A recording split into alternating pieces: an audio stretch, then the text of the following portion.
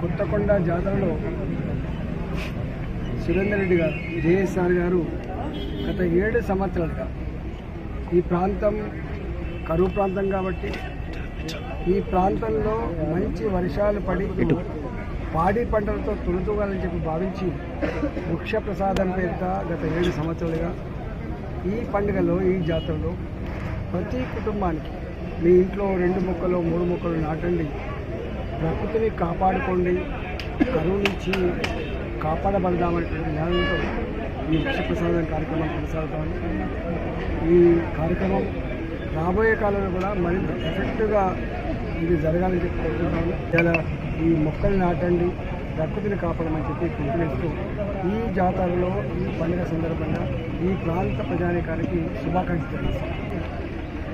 ప్రభుత్వాలు సంక్షేమ కార్యక్రమాలు ప్రకటిస్తున్నప్పుడు ఒక్కటి మాత్రం గుర్తుపెట్టుకోవాల్సి చెప్తుంది, ఒక నిర్ణయం ఇంకొకరికి హామ్ జరిగేదిగా ఉండదు.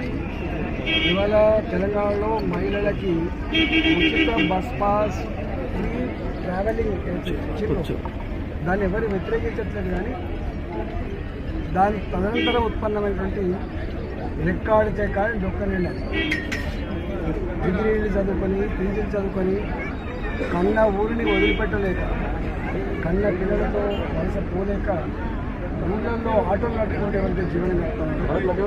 ఇవాళ దీనివల్ల ఈ బస్ ప్రయాణం ఫ్రీ వల్ల వాళ్ళ ఉపాధి దెబ్బతిన్నట్టుగా వాళ్ళు బాధపడుతున్నారు. వాళ్ళకి ఏమైనా ప్రత్యామ్నాయ పద్ధతులు వాళ్ళకు కల్పించి వాళ్ళని ఆదుకోవాల్సిన కర్తవ్యం ప్రభుత్వాల మీద ఉందని చెప్పి నిర్ణయిస్తాను.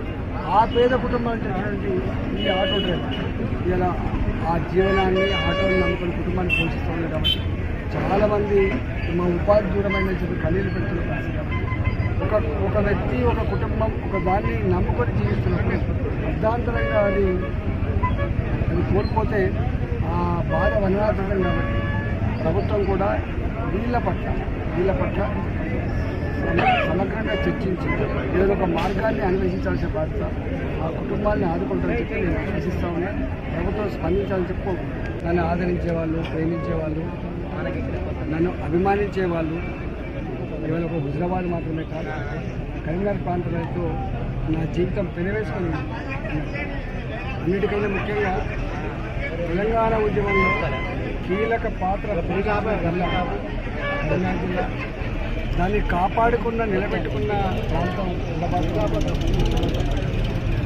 తప్పకుండా మా అభిమానులు కావచ్చు, మా అభిమానులు, మా ప్రాంత ప్రజలు, మా కార్యకర్తలు ఇక్కడే రావాలని చెప్పి కోరుకుంటాం.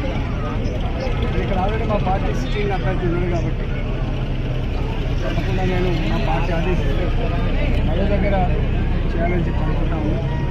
ఈ నిర్ణయం, ఈ మాట మా వాళ్ళకి ఇబ్బంది కలిగించాలి.